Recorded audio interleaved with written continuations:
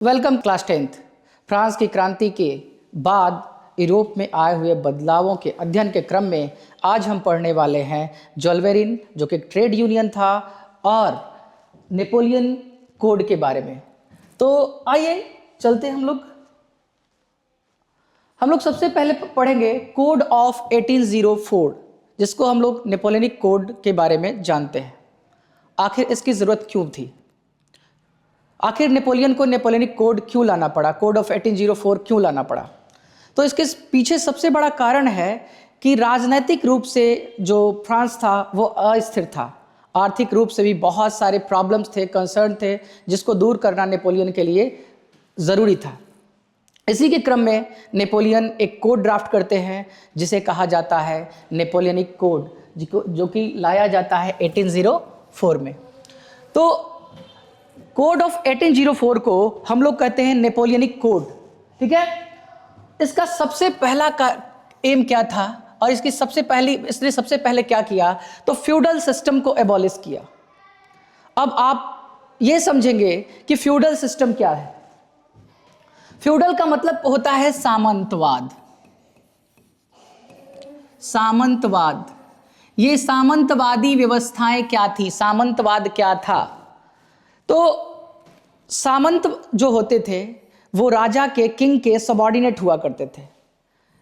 King जो है अपनी सारी जागीरें, सारा ज़मीन जो है वो सामंतों को देकर रखे हुए रहते थे, और ज़मीनों का जो मालिकाना हक होता है वो सामंतों के पास होता था, और वो किसानों को इसे रेंट पे दे करके उनसे पैसे वसूलते थे या उनसे कोई वर्क करा लेते थे, या मतलब किसी तरीके से मतलब टैक्सेशन वगैरह, टैक्स वगैरह वसूलने का काम ये जो है ये करते थे, ठीक है।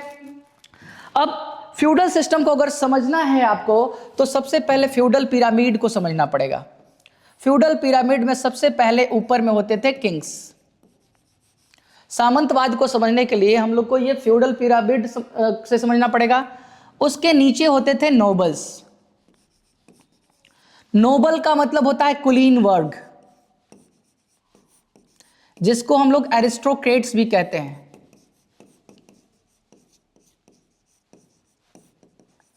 ठीक है। इसके नीचे आते हैं नाइट्स,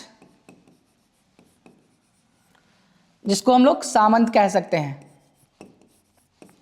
और सबसे नीचे जो है, सामंतों के नीचे जो है, इसमें आते हैं पीजेंट्स। इसको सर्फ भी कह सकते हैं। अब सर्फ कौन थे? पीजेंट तो समझ रहे हैं कि किसान थे। सर्फ कौन थे?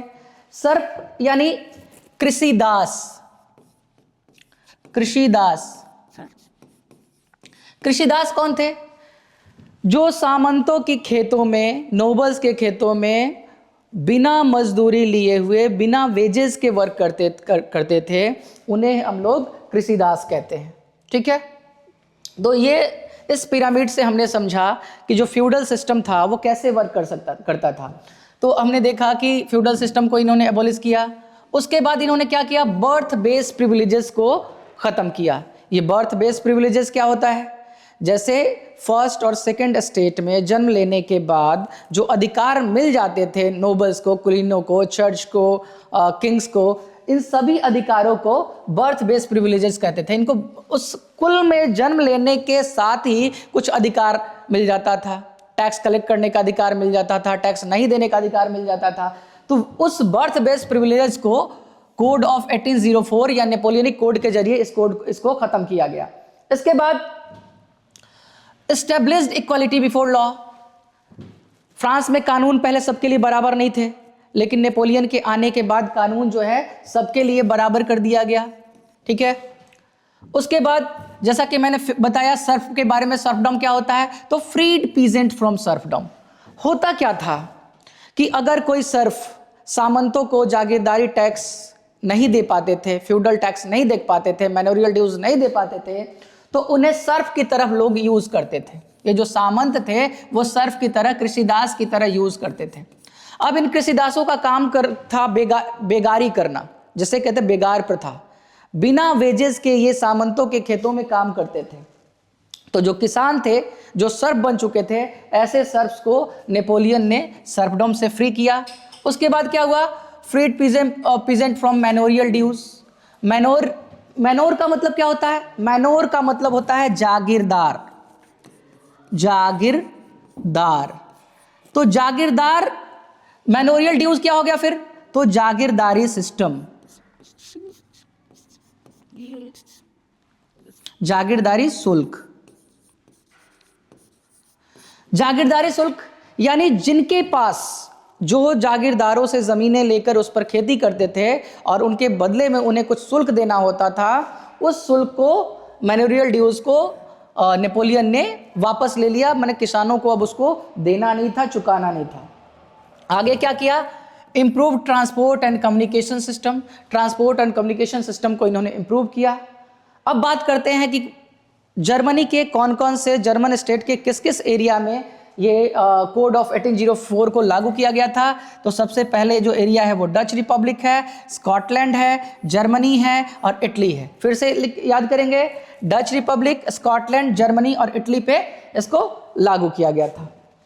हम लोग ये इस तरीके से हम लोग कोड ऑफ 1804 क्या था ये तो समझ चुके हैं।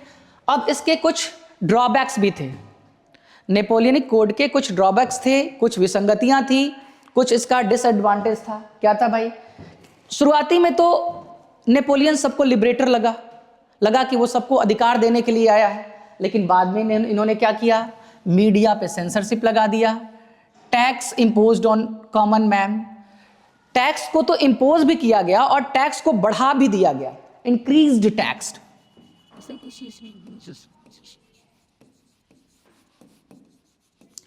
उसके बाद फोर्स्ड कंस्क्रिप्शन इन आर्मी, फ्रेंच आर्मी में फोर्सफुली कंस्क्रिप्ट किया गया, लोगों की भर्ती, जबरदस्ती लोगों की भर्ती की जाने लगी।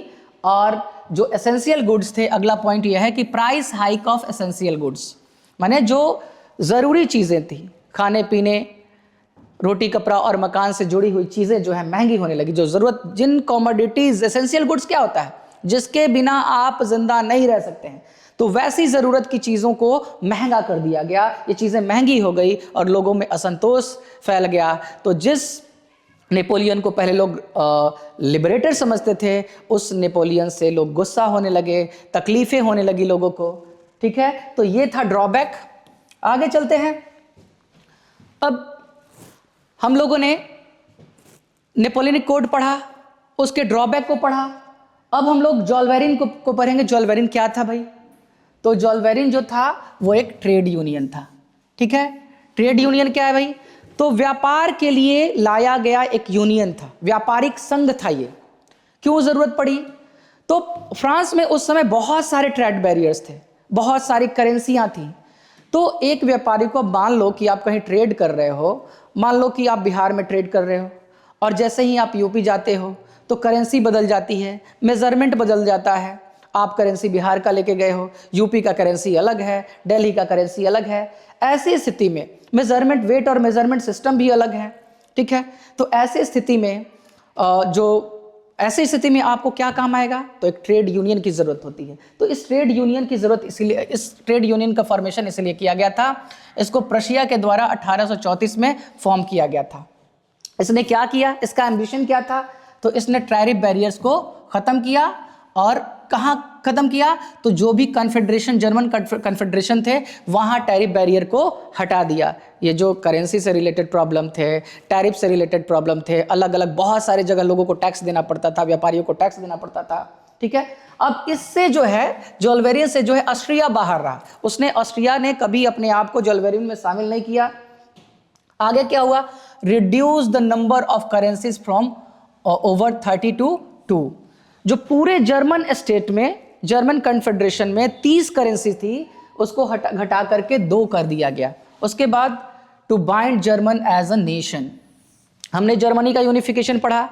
तो जर्मनी के यूनिफिकेशन से बहुत पहले जर्मनी का इकोनॉमिकल यूनिफिकेशन जॉल्वेरिन के द्वारा कर दिया गया था। इस तरीके से आज के चैप्टर में हमने कवर किया जॉल्वेरिन और नेपोलियनिक कोड, जो क्लास 10th की तैयारी के लिए बहुत अहम टॉपिक है। इससे बहुत सारे क्वेश्चन आते हैं। 1 मार्क्स का क्वेश्चन भी पूछा जा सकता है, 3 मार्क्स का पूछा जा सकता है और 5 मार्क्स का भी पूछा जा सकता है। तो तैयारी के दृष्टिकोण से ये दोनों क्वेश्चन आपके लिए बहुत ज़रूरी थे। इसे आप याद रखेंगे, पढ़ लेंगे, बार बार रिपीट करेंगे, रिवीजन करेंगे। आज के लिए इतना ही, धन्यवाद।